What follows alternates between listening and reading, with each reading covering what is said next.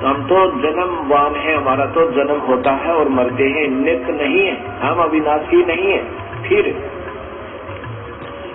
इंद्रादि दूसरे देवता नित्य किस प्रकार हो सकते हैं? कृपया अवश्य सुनिए जगत गुरु तत्वदर्शी संत रामपाल जी महाराज के अमृत वचन।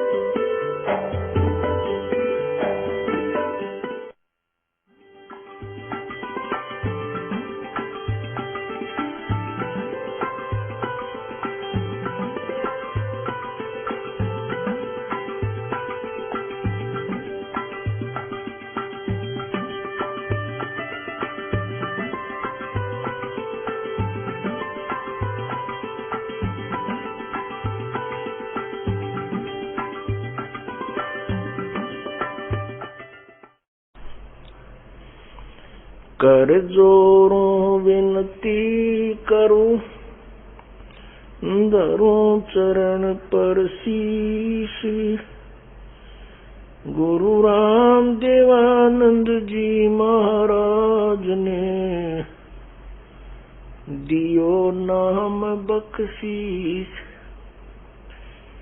कोटि कोटि सिजदा करूं, कोटि कोटि प्रणाम। चरण कमल में राखियो, मैं बंदी जाम गुलाम। कूता तेरे दरबार का, कूता तेरे दरबार का, मोतिया मेरा नाम। गले प्रेम की जेवड़ी, जहाँ खेचो वहाँ जाऊं मैं। तो करो तो बावड़ू, दूर दूर करो तो जाऊं। जो राखो तो ही रहूं, जो देवो सो खाऊं।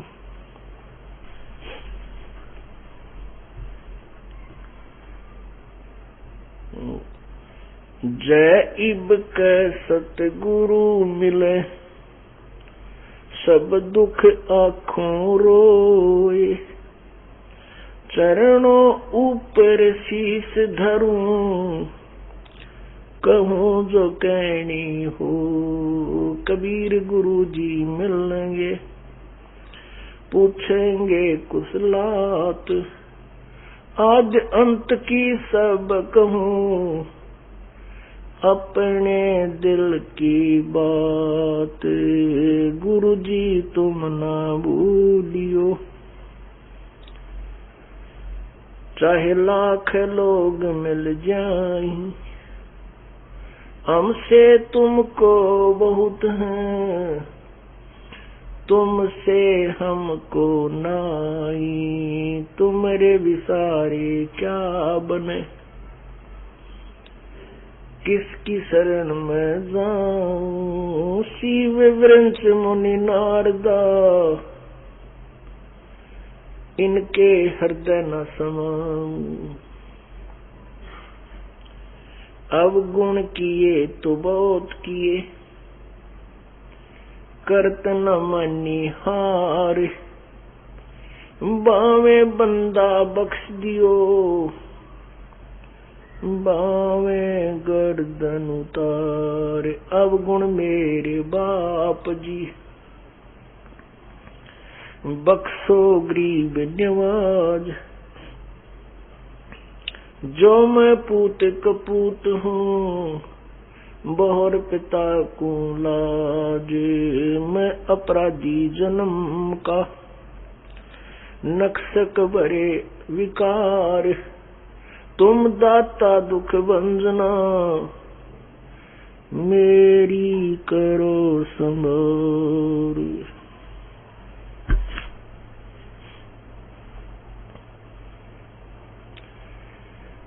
गुरु बिन माला फेरते, गुरु बिन बिन देते दान,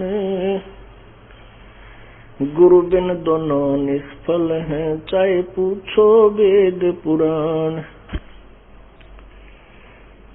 राम कृष्ण से कौन बड़ो, उन्हों भी गुरु कीन, तीन लोक के वे धनी, गुरु आगे आदीन।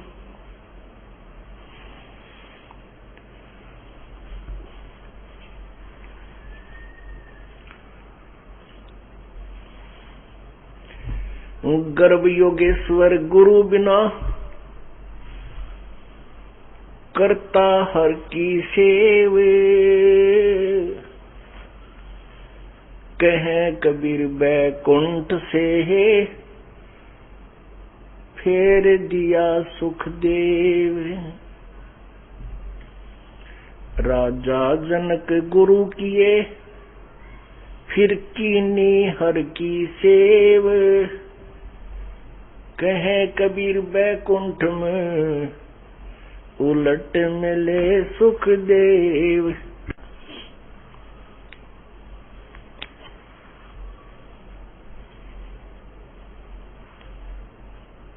आज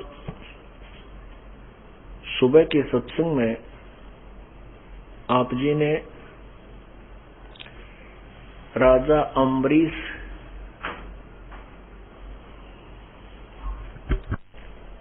आज सुबह के सत्संग में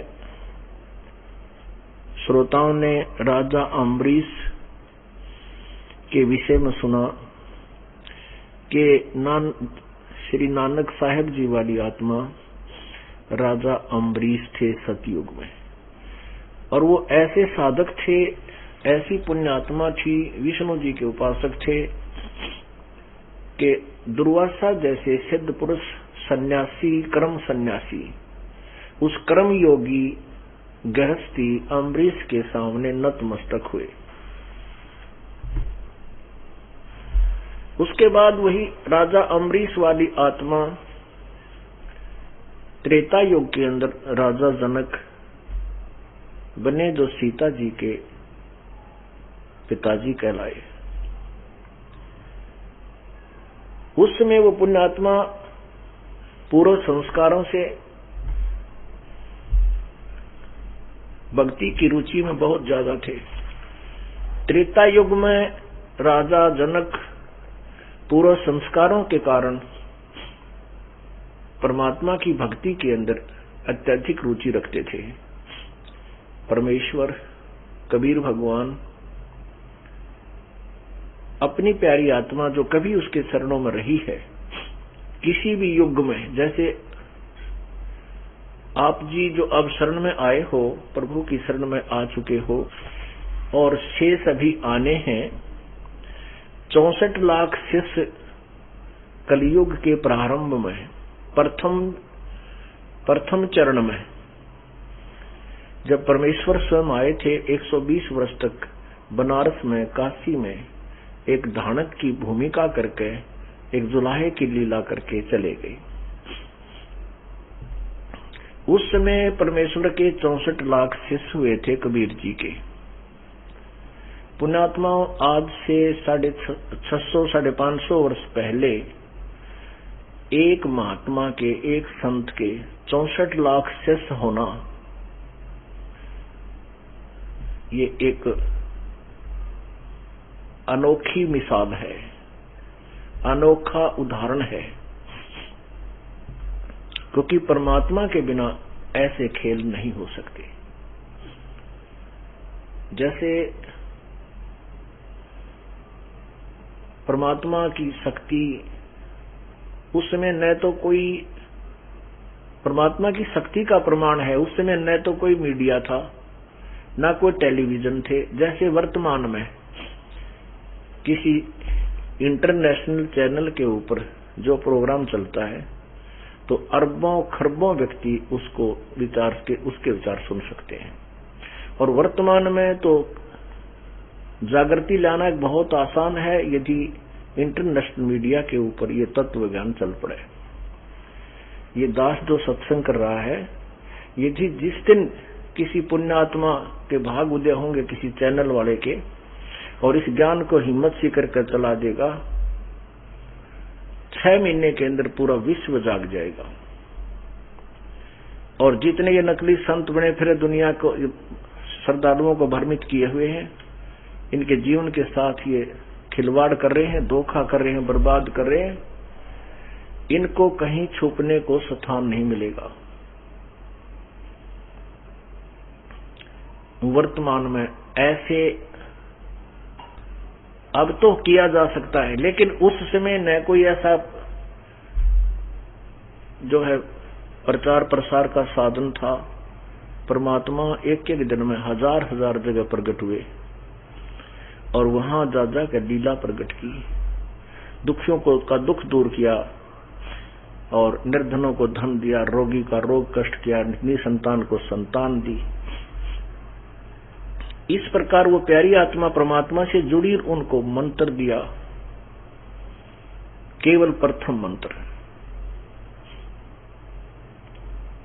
ये 5 नाम जिसमें होते हैं, ये 7 भी नहीं दिए प्रभु ने।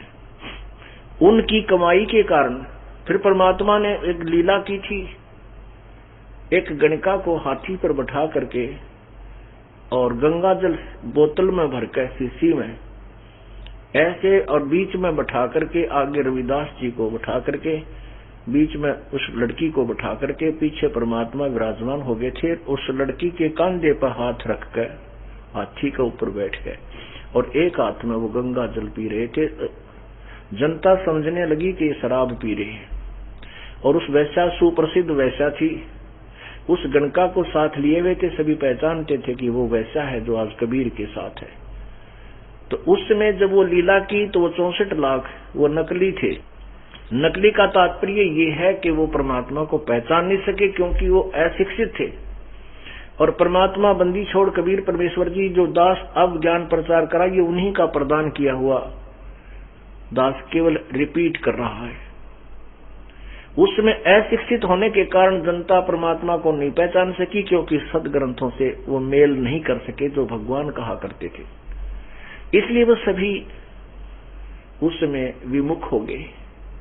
कुछ तो ऐसे विमुख हो गए कि कोई बुराई नहीं की अपने गुरुदेव की, लेकिन लोगों की शर्म से वहां जाना छोड़ दिया। कुछ जो गुरुद्रोही हो गए वो तो कभी नहीं आएंगे मालिक की चरणों में, लेकिन अधिकतर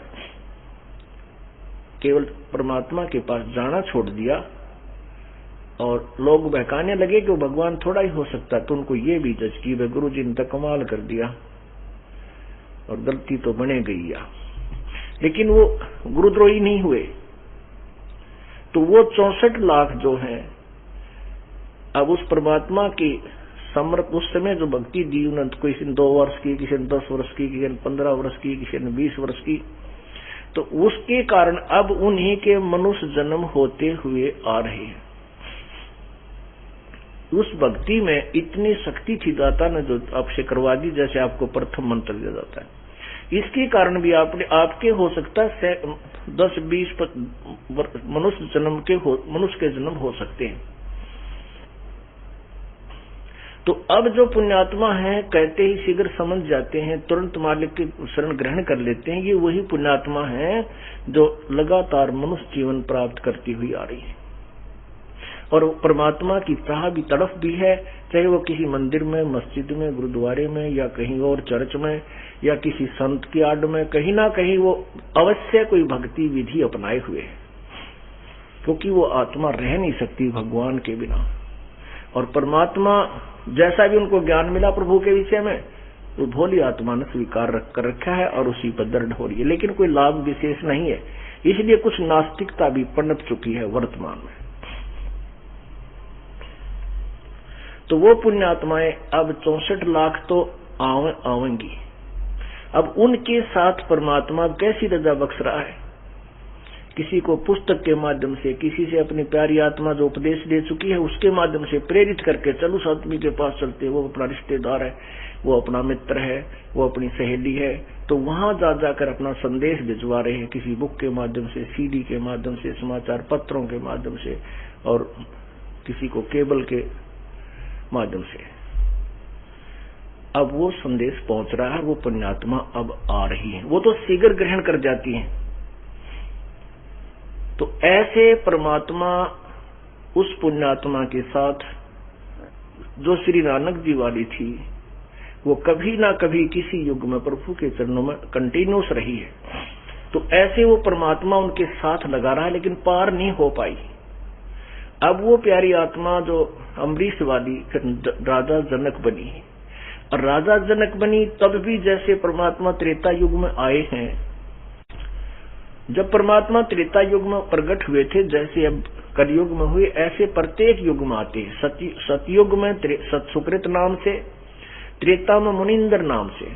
जब वो मुनिंदर नाम से आए तो हनुमान जी को लंका में मंदोदरी को, विभीषण जी को, नल और नील को और शरण में लिया। और ऐसे ही वो चलते फिरते अपनी प्यारी आत्मा जनक जी के पास भी गए। उनको पहले उन्होंने जो भी ज्ञान ग्रहण कर रखा था, अष्टावक्र से भी जो कुछ ज्ञान ग्रहण किया था, तो परमात्मा के ज्ञान को सुनकर उनको फीका लगा। लेकिन फिर भी वो ब्रह्मा विष्णु महेश से आगे मानने को तैयार नहीं हुए। परमात्मा क्या कहते हैं, गोता मारूं स्वर्ग में और जा बैठूं पाताले, गरीबदास ढूंढता फिरूं अपने हीरे मोती लाले।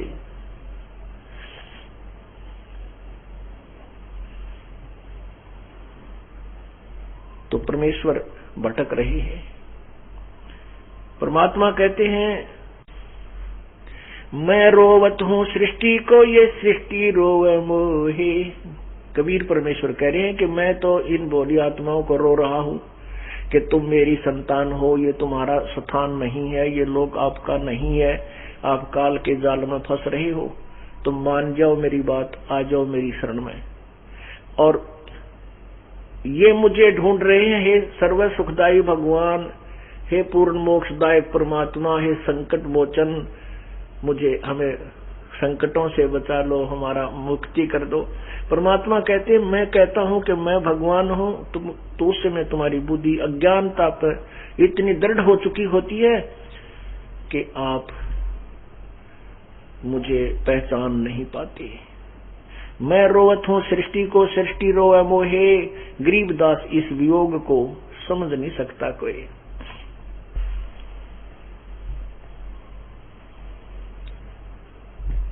अब उसी दृष्टिकोण से नानक जी को परमात्मा पुण्य मिले, उनको 5 नाम फिर प्रदान किए। क्योंकि जो पुण्यात्मा होती हैं वो संत का आदर विशेष करती हैं। तो परमात्मा संत रूप में वहां पहुंचे, उनको यथार्थ ज्ञान दिया, लेकिन मंत्र प्रथम अवश्य ले लिया जनक जी ने, लेकिन आगे कदम बढ़ाने की हिम्मत नहीं पड़ी। परमात्मा ने वहां से प्रस्थान किया। अब जो मंत्र जाप वो करते थे, उसके कारण उनके अंदर बहुत अच्छी भक्ति प्रफुल्लित हो गई। और क्योंकि वो विष्णु जी को इष्ट मानकर पूजा करते थे, उसमें उन्होंने विशेष जाप, आपको जो ब्रह्म गायत्री में दिया जाता है, वो केवल विष्णु जी वाला ही कर दिया। उन 5 को भी छोड़, 4 को छोड़ दिया।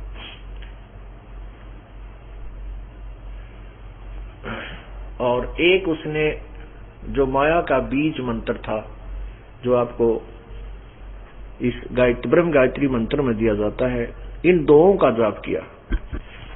तो ऐसे हम गलती कर जाते हैं, लेकिन उससे लाभ तो हुआ, लेकिन मोक्ष विशेष लाभ नहीं हुआ। जैसे एक चूर्ण बनाया जाता है, उसमें 4-5 आइटम मिलाए जाते हैं। किसी में 10 ग्राम लौंग, 10 ग्राम सूंठ, 10 ग्राम इलायची छोटी, 10 ग्राम बड़ी, 10 ग्राम किशमिश, इन सबको मिलाकर के एक विशेष औषधि बन जाती है। इसमें से कोई मनुखा दाग खाता है, किसमें किस्मत खाता है, इसमें से कोई सूंठ खाता है, तो विशेष लाभ नहीं देती, केवल एक ही प्रकार का वो गुण उसमें होता है। इसी प्रकार ये पूरा मंत्र जो बना रखा है, एक जड़ी है, यह एक बूटी बना रखी है प्रभु ने। इस पूरे को ही फांकने से बात बनेगी, इस मिश्रण को अलग नहीं करना। ऐसे जनक जी के पास विष्णु जी का ये मंत्र विशेष जाप करता रहा, उससे कुछ उसमें शक्ति सिद्धि आ गई। अब पुण्यात्मा प्रसंग चल रहा है कि सुखदेव ऋषि जब भगवान शंकर जी के वचन सुनकर और पार्वती को जो वो ज्ञान दे रहे थे, उसमें गंदे अंडे में वो था, वो गंदा अंडा तोते का तोता बना और वहां से उड़कर वो भाग लिया। व्यास जी की पत्नी जमाही ले रही थी, ऐसे वहां शरीर तोते का छोड़कर उसके सूक्ष्म शरीर से उसके मुंह के माध्यम से पेट में चला गया। और जब उनका योग हुआ मिलन का, तो उस समय व्यास जी की पत्नी ने जब गर्भ धारण किया तो सुखदेव गर्भ में बालक रूप में पलने लगा।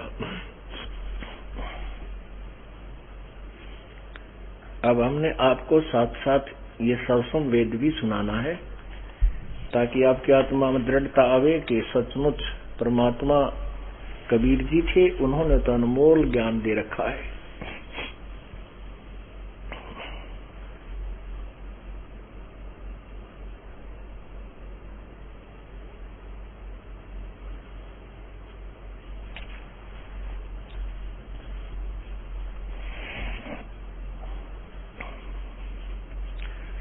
तो फिर क्या होता है, अब सरसम वेद से आपको सुखदेव की उत्पत्ति सुनाता हूं।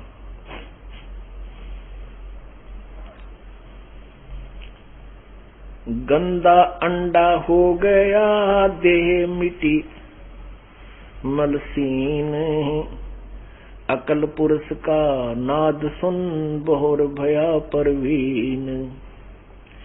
उड़ा विहंगम रूप धरे गर्भ योनि में बासे, शिव शंकर से करा बना पीऊं या के श्वास।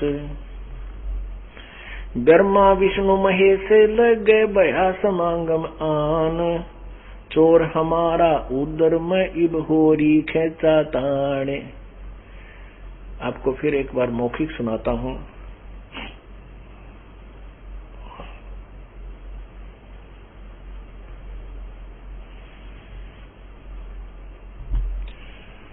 कि सुखदेव गंदे अंडे के तोते के गंदे अंडे से उस खोगर से, मैं गंदा अंडा खोगर में रखा था एक वृक्ष की खोड़ में, खोगर में यानी सुराख में, तोते वृक्ष की खोगर में, सूखा वृक्ष था।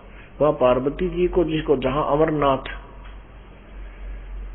का धाम बना है, वहां शिवजी ने पार्वती जी को ये प्रथम मंत्र के बारे में जानकारी दी थी, मंत्र बताया था और अंदर के कमलों के विषय में बताया था।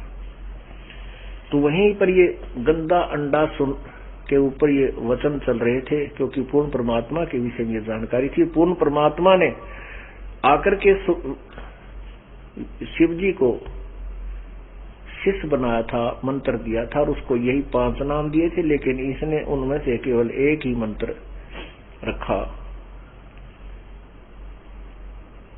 और उधर पार्वती को वो सभी विवरण दे रहे हैं कि मूल कमल में ये है, स्वाद कमल में ये है, इसका ये जाप है, ऐसा वैसे ज्ञान उसको प्रभु की कृपा से था। तो सुखदेव गंदा अंडा जो था वो अंडा स्वस्थ हो गया और तोता बन गया, उसमें से निकलकर तोता बन गया और तोता रूप में हुंकारे भरने लगा। पार्वती समाधिस्थ हो गई, क्योंकि पूर्व जन्म की वो अभ्यास करती थी, तपस्विनी थी। उधर से वो तो बिल्कुल चुप हो गई, हुंकारे की आवाज आ रही है, तो शंकर भगवान ने सोचा पार्वती तो समाधिस्थ है, ये हूं कौन सुने, क्योंकि अपने ज्ञान को दूसरे को नहीं सुनाना चाहते, नहीं चाहिए, क्योंकि यदि अनधिकारी के पास ये मंत्र पहुंच जावे और वो भक्ति से शक्ति युक्त होकर के किसी को भी हानि पहुंचाने लग सकता है। जैसे किसी निकम्मे के हाथ पिस्टल लग जाओ, ना जाने किसका मर्डर कर दे। तो ऐसे इसको छुपाकर और बचाकर रखा जाता है। चिंतित हुए भगवान के ये तो किसी प्राणी के पास ये मंत्र पहुंच गया और ये शक्ति युक्त हो गया, इसको मार डालूं। तोते को मारने के लिए शंकर जी पीछे पीछे भाग लिए और उधर से वो तोता उड़ के चल पड़ा। व्यास की पत्नी ने जमाई ली, वहां तोते का शरीर छोड़ के सूक्ष्म शरीर जो होता है वो चार्ज हो जाता है, वो लिंग शरीर बन जाता है। तो उसमें पेट में पहुंच गया और जब पर व्यास की पत्नी गर्भ धारण किया तो उस समय वो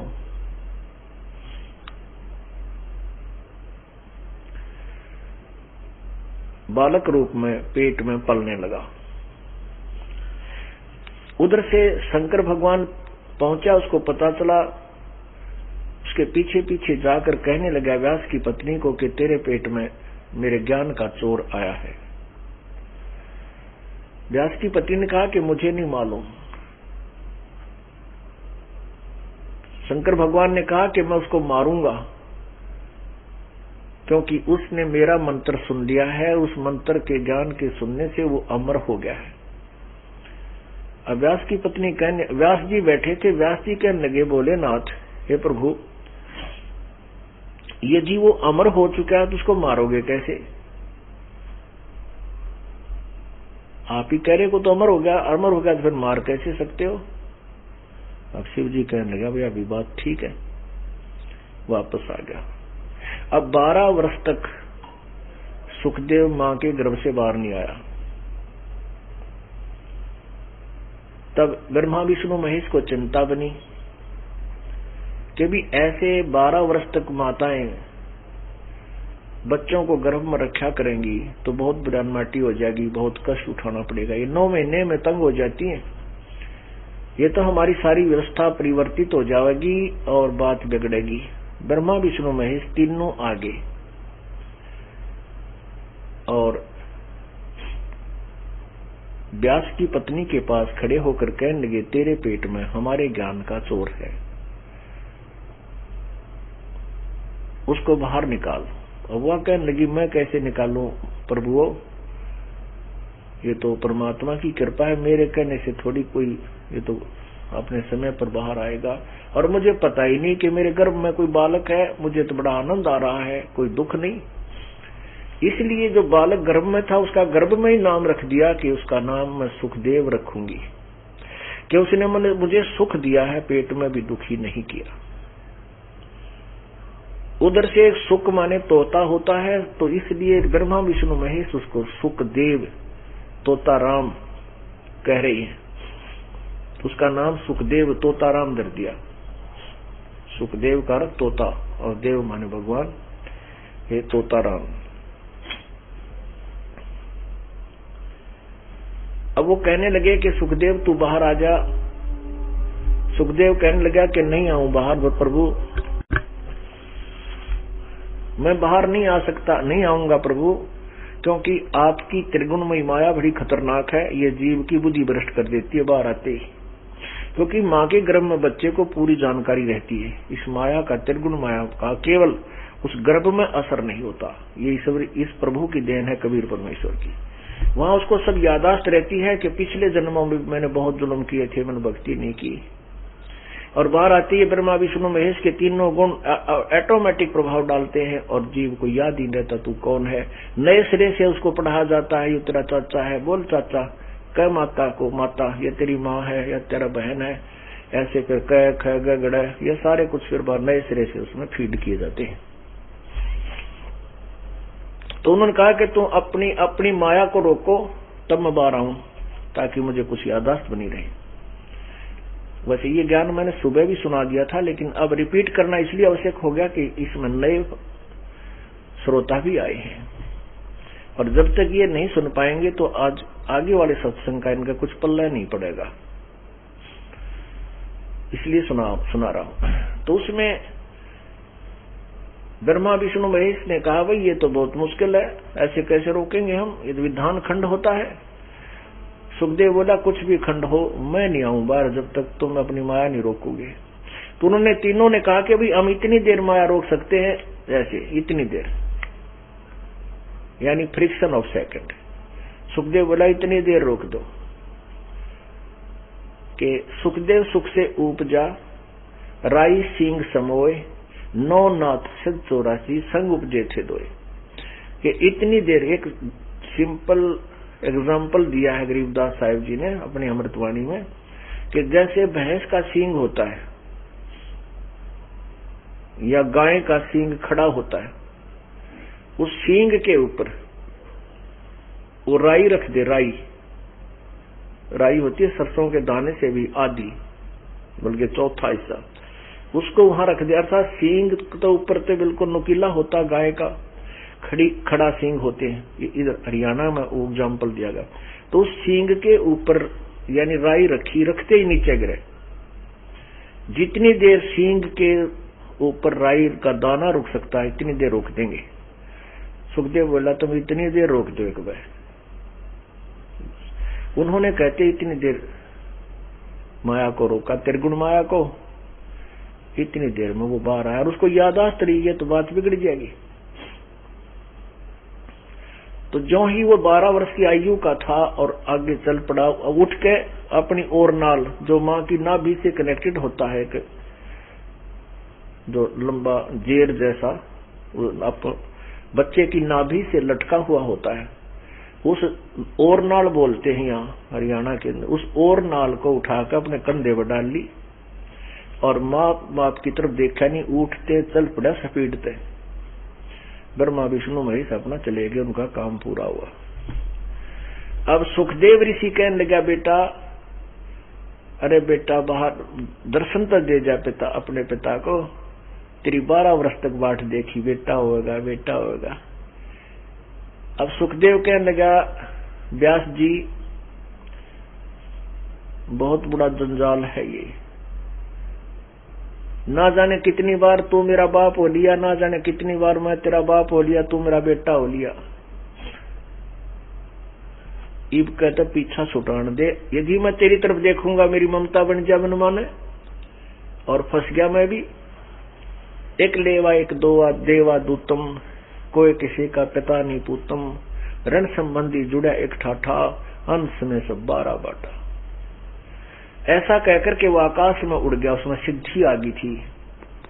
अब पूर्व संस्कार से उसके अंदर या बैटरी चार्ज होगी, सिद्धि आ गई। एक सिद्धि आकाश से उड़ जाई, एक सिद्धि जल पैर न लाई, एक सिद्धि कुछ खावा न पीवे, एक सिद्धि जो बहु जुग जीवे।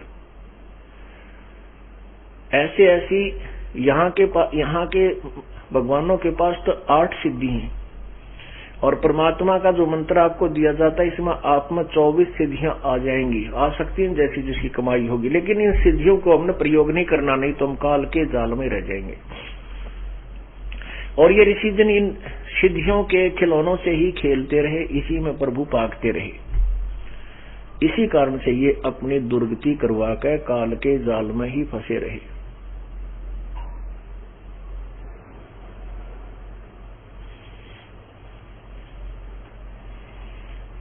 अब आपको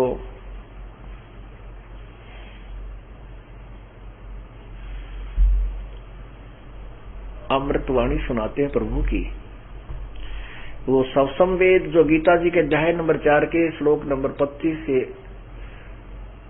34 तक कहा है कि कोई तो साधना करता है ऐसे, कोई ऐसे करता है, कोई देवताओं की पूजा करता है, कोई संयम रखता है, कोई जीव अहिंसा का ही व्रत रखता है।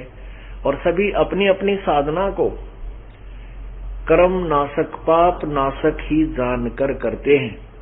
लेकिन परमात्मा चौथे अध्याय के 32वें श्लोक में कहा है कि विस्तृत जानकारी तो इनके विषय में परमात्मा की वाणी में, उस पूर्ण परमात्मा की वाणी में अर्थात उसके द्वारा उच्चारित उस तत्व ज्ञान में, सवसंवेद में विस्तार से कही गई है। उस ज्ञान को तू तत्वदर्शी संतों के पास जाकर सुन, चौथे अध्याय के 34वें श्लोक में, और उनको दंडवत प्रणाम कर, उनको कपट छोड़कर उनसे प्रश्न करने से वो परमात्म तत्व को यानी तत्व ज्ञान को जानने वाले संत तुझे उपदेश करेंगे। फिर जैसे वो कैसे साधना करना, तब तेरा पूर्ण मोक्ष होगा।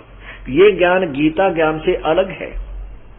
और गीता ज्ञान दाता भी उससे अपरिचित है, इसलिए कहता किसी तत्वदर्शी संत यानी बाखबर से पूछो।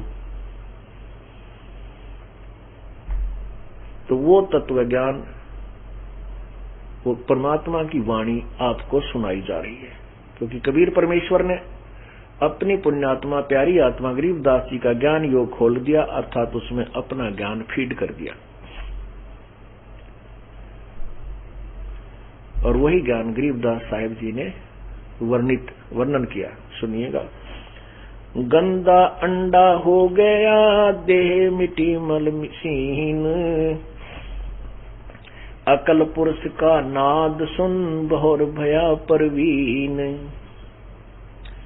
कहते हैं परमात्मा की महिमा को सुनकर एक समर्थ संत के मुंह है, क्योंकि तीन लोक के प्रभु समर्थ, तीन लोक के समर्थ यानी सर्व समर्थ नहीं है,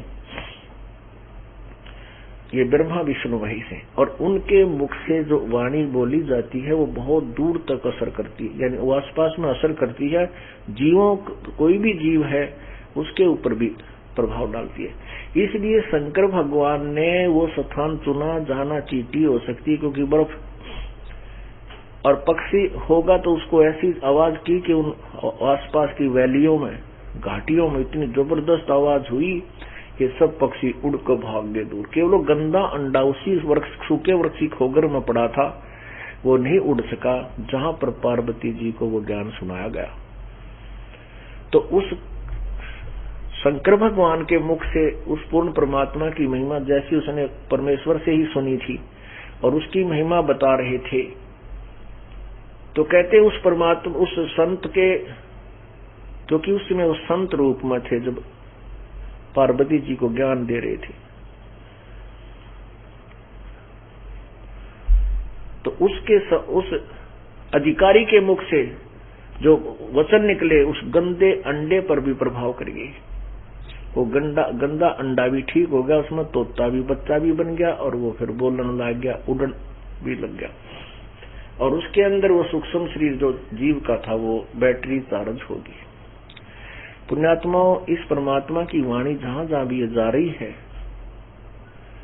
आसपास या चींटी हाथी जो भी आसपास के जीव जंतु या पशु पक्षी, घास फूस, पेड़ पौधे, इन सभी, ये भी सब जीव हैं, इनके ऊपर भी ये असर कर रही है, और इनके भी भाग उदय होंगे, और इनको भी जब ये शरीर छोड़ कर जाएंगे यहाँ से, तो इसका क्रेडिट मिलेगा, और हो सकता है इनको मानव शरीर भी प्राप्त हो जाए एक आध।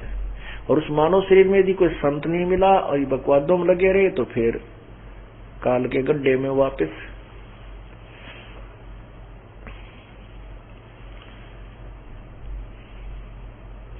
अब क्या बताते हैं,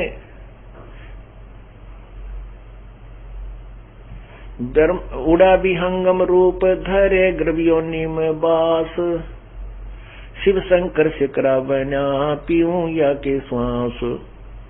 कि भगवान शिव उसका पीछे पीछे भाग लिया, जब तोता उड़ कर चला पक्षी और वो गर्भ योनि में पहुंच गया व्यास जी की पत्नी के गर्भ में, तो शंकर भगवान शिकारी की तरह उसके पीछे भाग लिया और कहता मैं इसको मारूंगा, इसके सांस पीऊंगा। उसके बाद फिर कहते हैं ब्रह्मा विष्णु महेश लग फिर बया समागम आने। ब्रह्मा विष्णु तीनों इकट्ठे हो गए महेश। चोर हमारा उदर में इब होरी खेचा ताने।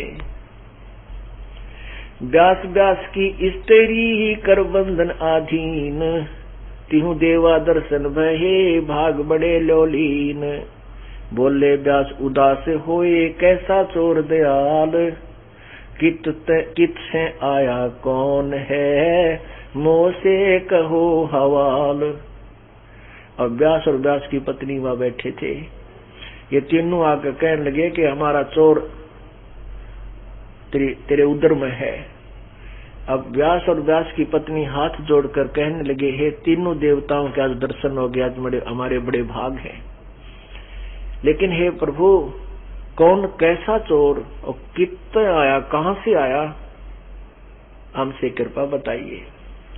शिव बोले बाणी कहे बाखों विधि संयोग दई चरित्र देवार से सुरत नृत संजोग जन्म योनि नहीं तासिक दे गरे नाद ब्रह्म तत् हमरा सोन्या ताते बाद विवाद। शिव जी कहता कि इसने हमारा ब्रह्म ज्ञान सुन लिया, इसलिए हमारा यो वाद विवाद झगड़ा है। कह व्यास की स्त्री सुन ब्रह्मा विष्णु महेश ये पुत्र सुख देव है सुनियो बचन संदेश। बोलत सुखदेव गर्भ में सुनियो तीनों देव अलख लख 84 में पड़े बिन बिन भाखों भेवे। अब सुखदेव गर्भ माँ के पेट से बोलता है, बोलत सुखदेव गर्भ से है सुनियो तीनों देव लख 84 में पड़े बिन बिन भाखू भेव। माँ के पेट से सुखदेव बोलता है कि मेरी बात सुनो, मैं सब नारायण नारी अपनी वर्णन बताता हूँ कि मैं ना जाने कितनी बार दुख पाया, कितनी बार मैंने कष्ट उठाए, अब के ये संकट मोल नहीं लूंगा। कीट पतंग भवंग हवे योनि धरी कई बार अंत कोट जुग हो गए जामन मरण हमारे। व्यास की पत्नी के गर्भ से सुखदेव कह रहा है, कीट पतंग और भवंग यानी कितनी बार सांप बने और न बने, कितनी बार अन्य योनियां धारण की, अनंत कोट युग हो गए जन्म मरण हमारे। क्योंकि माँ के पेट में तो पूरा रोशनी होती है, पीछे जन्म ऐसे जुल्म हुए मेरे संग में, हे भगवान इब के इस गंध से माँ के गर्भ से निकाल दे, इस कैद से आपको कभी नहीं भूलूंगा। बाहर आते ही ये ब्रह्मा विष्णु महेश का इतना जबरदस्त प्रभाव होता है कि ये सब कुछ भूल जाता है। 12 वर्ष पुगाए करे बाहर आए देव ओल नाल कमर कसी चले पंथ सुखदेव।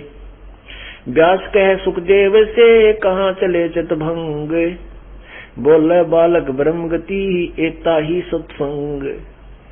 अब व्यास जी कहते हैं, सुखदेव से कहते हैं कि कहाँ चले चितभंग, कहते हैं बुद्धि भ्रष्ट कहाँ भाग रहा तू मेरा बेटा होकर के। अब वो बालक कहता है कि बस भाई इतना ही सत्संग तेरा मेरा इतना ही मेल था, अब मैं इस उलझन में उलझू कोई ना। व्यास कहे सुखदेव से कहाँ चले चितभंग बोले बालक ब्रह्म गति ही एता ही सत्संग। तेरा मेरा बस इतना ही मेल था, सत्संग मानी इतना ही संग था, अब आगे का कोनी।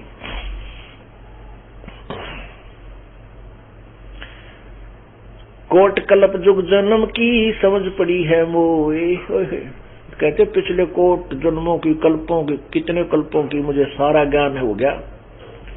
और कौन पिता को पुत्र है कै समझाऊं तो कौन किसका बेटा कौन किसका बाप, अब के समझाऊं तेरे ते।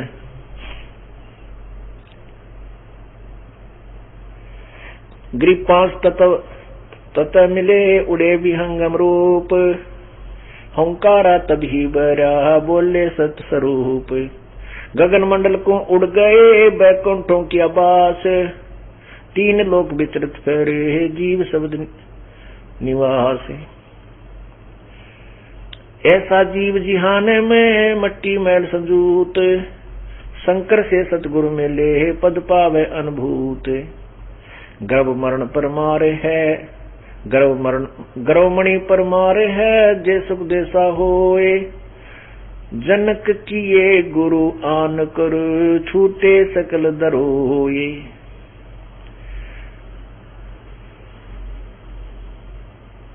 न्यारे न्यारे कर्म है ये न्यारी न्यारी जात कोई काहू का है नहीं झूठा संगी साथ। अब यहाँ जाति का अर्थ अपनी जाति से नहीं जीव की जाति से। न्यारी न्यारी जात जैसे मनुष्य जाति, फिर पशु जाति के, फिर पक्षी जाति के। ऋण संबंधी जुड़े हैं ये मादर पितर भ्रात, गृहदारा और स्त्री आप को जाते। कहते हैं ऋण संबंधी, परमात्मा समझा रहे हैं कि उन दोनों को पात्र बनाकर कबीर जी हमें ज्ञान देना चाह रहे हैं। क्या कह रहे हैं कि ऋण संबंधी जुड़े हैं मादर पितर, माता पिता और भ्रात भाई,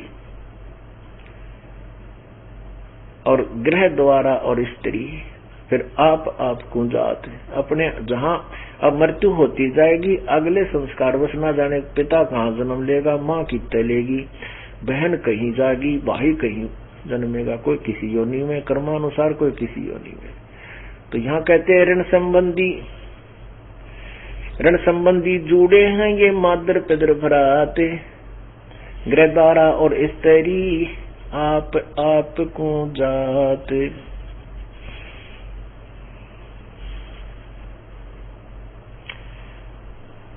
सतगुर संगी संत हैं पार ब्रह्म की सेव, सार नाम सर जीवन जड़ी ही पास रहे दिल देव। दम सुदम को सोद ले ओ हम सो हम सार, उल्टा गोता मारिए परले पार दीदार, परले पार।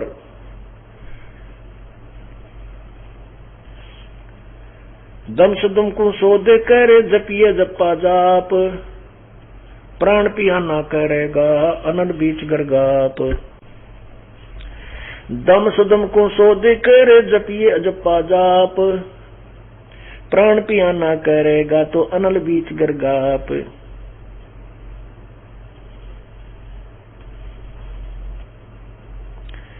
अब जिनको सतनाम प्राप्त है वो इस वाणी को समझेंगे कि दम सुदम, श्वास और श्वास को सोध ले, अर्थात इस मंत्र का, श्वास वाले मंत्र का सतनाम जो श्वास उश्वास से जाप कर किया जाता है, जो 2 मंत्र का है, इसको सोध ले, अर्थात इसका जबरदस्त अभ्यास कर ले।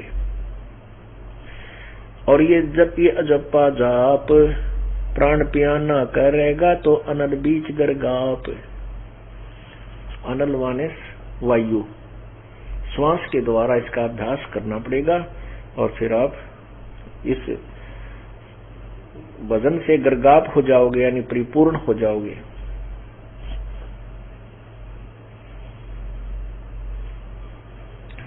बहुर विहंगम उड़त है तिरकुठी छाजे तेज, प्राण पुरुष परचा भया लख पार ब्रह्म की सेज। इला पिंगला घाटी दो सुषमण सिंध समाये, 4 मुक्ति पानी भरे जो उस द्वार जाए। कहते हैं 4 मुक्ति, जिनको यहाँ की चौथी 4 मुक्तियों जो अंतिम मुक्ति मानते हैं, इस साधना से वो 4 मुक्ति तो वहां पानी भरे।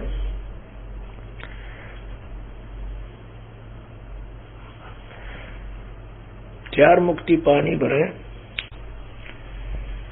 इला पिंगला घाटी दो सुषमना सिंध समाये, 4 मुक्ति पानी भरे जो उस द्वारे जाए।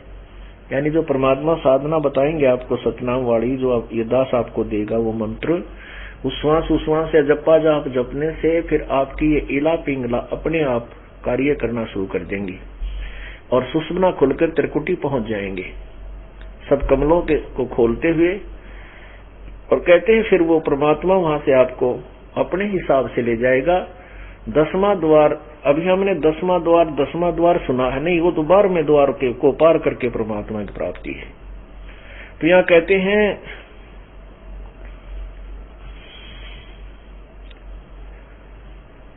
चार मुक्ति इला पिंगला घाटी दो सुषमन सिंध समाये, 4 मुक्ति पानी भोर है जो उस द्वारे जाए, उस रास्ते से जो जाएगा द्वार से। ब्रह्मरंद्र का घाट है तिल परवान प्रेख, नैनो माही रम रहा ये सुर में कैसी रेख।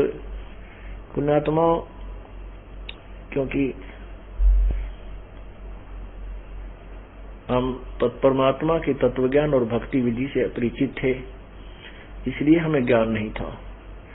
और अब क्या बताया कि नैनो अंदर रम रहा वो सुरमे कैसी रेख, सुरमा जैसे काजल डालते हैं ऐसा एक काला काला सा, जब आप भक्ति बढ़ जाएगी, आपकी भक्ति बढ़ जाएगी, ये नाम आपको दिया जाएगा, आप सिमरन शुरू करोगे, कुछ दिन में, 6 महीने में, 1 वर्ष में, 2 वर्ष में आपकी आंखों के सामने एक ऐसा तार सा, कुछ भिन्न भिन्न प्रकार के काले काले से ऐसे नजर आने लग जाएंगे, इतनी दूरी पर, ऐसे ऐसे ऐसा लगा जैसे कई बार तो मक्खी आ गई, और ध्यान से देखेंगे तो मक्खी नहीं, यानी ज्यादा परिपक्व होने के बाद बहुत कुछ आपको नजर आने लगेगा। तो वो क्या होगा, वो आपकी भक्ति की कमाई का शीशा, आपके भक्ति का प्रतिफल, प्रतिबिंब दिखेगा, वो भगवान नहीं है। एक कुछ ऐसे पंथ हैं जो नकली यही दिखाते हैं कि त्राटक ध्यान कर, लेट जा, किसी को मत देख, आंखों में पानी पड़ता रहेगा, कुछ टाइम आपको क्या देखेगा कि देख सामने क्या दिखाई दिया, कि सामने देखा तो वो देखो पूर्व जन्म की, पिछले जन्मों की भी भक्ति से दिखाई देती है। इस दास को बचपन से ही ये आंखों के सामने एक ऐसा तार सा और काली काली टिक्की थोड़ी सी दिखती थी, 1 या 2-3 वो दिखाई देती थी। तो मैं सोचता था या कि मेरी आंखें कमजोर हैं, इसलिए मुझे दृष्टि दोष है, इस कारण से दिखे। फिर जब उपदेश लिया, उपदेश लेने के बाद ये तो दिखने लगी, मैंने सोचा ये कति फूट गई आंख तेरी तय, चश्मे भी लुआ लिए, और चश्मा में कभी दिखे, वो तेरा गजब हो। बस में बैठ जाता, बस के शीशे में देखा, बस के शीशे में परली साइड में दिखे। तो गुरुदेव से कहा, प्रभु मेरी आंखें बहुत खराब हो गई और ऐसे ऐसे दिखाई देता है। बड़े हंसे गुरुदेव ने, बोला रे यात्री कमाई है, कदे कितना डॉक्टर के चक्कर में फंस जा तो। वो तेरा गजब हो, हमने जो नहीं पता था, हम अनजान इतने थे। ऐसे फिर एक हमारा सेवक बना था, वो बाद में सेवक बना, उसके साथ यही बनी, वो कितने पिछले जन्म का संस्कारी था। उसको ये वो ऐसी दिखाई दिया करती, वो डर गया कि वो भूत प्रेत है कि मैं। उसने पहले तो डॉक्टरों से चेक कराई, डॉक्टर बोले भाई तेरा हमने जो करना था कर लिया, इसका ऑपरेशन होगा तेरा जब देखाएंगे के बेहोश है। फिर वो डर गया कि ये भूत प्रेत है, तो इतना डरा हुआ घर तो बाहर भी ना निकला, नौकरी भी छोड़ छाड़ दी। हमारे एक भक्त ने बताया कि भी आप नाम, हमारे गुरुजी से नाम लो, आप स्वस्थ हो जाओगे। उसने नाम लिया, नाम लेने के बाद उसकी जो भैंसा मालिक की कृपा से निकल गया। मैं बोला तेरे बीमारी के है?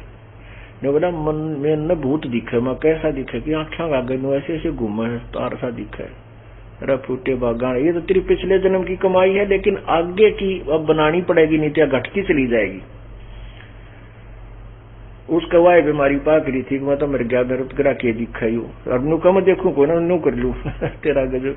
तो हम ऐसे बिना ज्ञान के हम अपने जो ना ऐसा काम बिगाड़ देते। ऐसे मेरे पास भी बहुत से भगत आए, बोले जी मैंने तो कति कम दिखने लग गया। मैं क्या हो गया? बोला नु तार से जाला दिखे, बस जाला सा किसा बोला तार से दिखे। डॉक्टर को भी दिखा, डॉक्टर ने बोला ऑपरेशन करूंगा। डॉक्टर ने के बेरा वो के चीज से ऑपरेशन कर लेंगे तो भी वह नौकरी न रहेगी, बात है। फिर कुछ और बीमारी बता देंगे, ऑल इंडिया भेज देंगे। तो पुण्यात्मा, ये सत्संग आप पूरे सुनोगे ना सारे, जब जाके सारा कोर्स पूरा होगा। इस जैसे आज मैंने सत्संग में यह बता दी, और फिर मन माना 6 महीने में नंबर आओ इस बात का, इस चर्चा का, तो बीच में जो नहीं सुन सके वो तो इससे वंचित रह जाते हैं। तो उनके लिए प्रार्थना है कि या तो सीडी ले लो। सीडी हम 10 रुपए में दे रहे हैं आपको, यानी अगर आप सेट लोगे तो 10 रुपए में, एक लोगे तो 15 रुपए में। एक्चुअल कॉस्ट से भी कम लेते हैं। और ये सीडी आपको 30 रुपए से कम कोई देगा नहीं, किसी सत्संग में जाकर देख लेना। ये दास का उद्देश्य है कि कम से कम रेट में आम जनसाधारण भी को खरीद कर घर बैठ के, आजकल टीवी और ना तो मोबाइल में फिट हो जाए डलवा ले और खूब देखे, टाइम मिलते। बस में सफर कर रहा हो, बस में चालू कर लिया अपने, और सुनता जा, देखता जा, काना गला ले वो सुन का, और आगे फिल्म चला ले, सब कुछ दिखता है। तो इस प्रकार ये दास चाहता है कि पूरा कोर्स आप करो, फिर देखना क्या होता है। तो वही परमात्मा संकेत कर रहे हैं, ब्रह्मरंदर का घाट है तिल परवान परेख, नैनो माही रब रही व सुरमे के सी रेख। काजल, सुरमा कहते हैं काजल।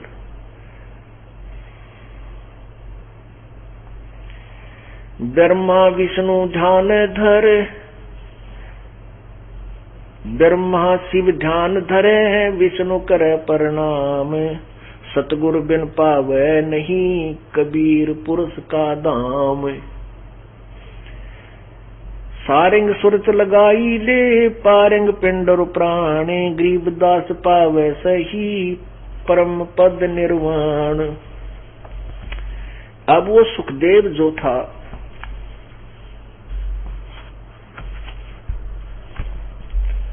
सुखदेव ऋषि, अब देखो पुण्यात्माओं, जब वो माँ के पेट में था तो उसको पूर्ण यूं कह था कि इब का मैं चुकों को नहीं। ब्रह्मा विष्णु महेश से भी कहा कि प्रभु पिछले जन्मों में करोड़ों असंख्यों करोड़ों जन्मों में बहुत ज्यादा दुख उठा लिए मैंने, और अब मुश्किल से दाव लगा है, अब मैं चुको नहीं। घर भी त्याग दिया और वह सिद्धि आकाश में उड़न की उसके कुछ पिछले संस्कार से, और उधर से वो भगवान शिव की वाणी, पूर्ण परमात्मा की महिमा सुनने से वो बैटरी चार्ज होगी थोड़ी सी, तो उससे मांडी पाक गया और वो क्या करे, आकाश में उड़ जावे, स्वर्ग लोक में पहुंच जावे। यहाँ पर एक स्वर्ग कोमन स्वर्ग है जहाँ का इंद्र शासक है, उसको देवराज कहते हैं। वो उसका स्वर्ग लोक, उसी के साथ में पितरलोक, उसी के साथ में नरकलोक, ये कंबाइंड बहुत बड़ा क्षेत्र है। तो उस सब का जो उस स्वर्ग का मालिक जो है देवराज इंद्र है, और नरक का मालिक यमराज है, और वो भी इंद्र के अधीन ही होता है। उधर से पितरलोक भी है, वो भी इंद्र के अधीन, और यम उसका असिस्टेंट, और फिर ब्रह्मा विष्णु महेश ये मंत्री हैं। अब जैसे यमराज तो समझो जेलर है, और मंत्री जैसे होम मंत्री है, वो सबके ऊपर, इन जेलर जालरा पर, सब जेलों पर, सबके ऊपर ओवरऑल कंट्रोलर, और फिर उनका एक विभाग का कंट्रोलर होता है, ऐसे समझे। तो स्वर्ग में ये चला जाता था आकाश से अपने ऐसे उड़कर सिद्धि से, तो वहां के देवता लोग उसका बहुत आदर करते थे कि बड़ा महापुरुष है, और यहां तक पहुंच जाता है, बड़ा सत्कार करते थे, उसको आदर देते थे, विचार सुनते और सुनाते थे। एक दिन उसके मन में आया कि आज मैं विष्णु लोक में चलता हूं, विष्णु लोक में पहुंच गया। अब परमात्मा कबीर जी क्या बताते हैं, परमेश्वर जी गर्भ योगेश्वर, गर्भ योगेश्वर यानी जो गर्भ में ही वो सिद्ध बन गया था, योगी बन गया था, और इसी बात बना हुआ था सुखदेव।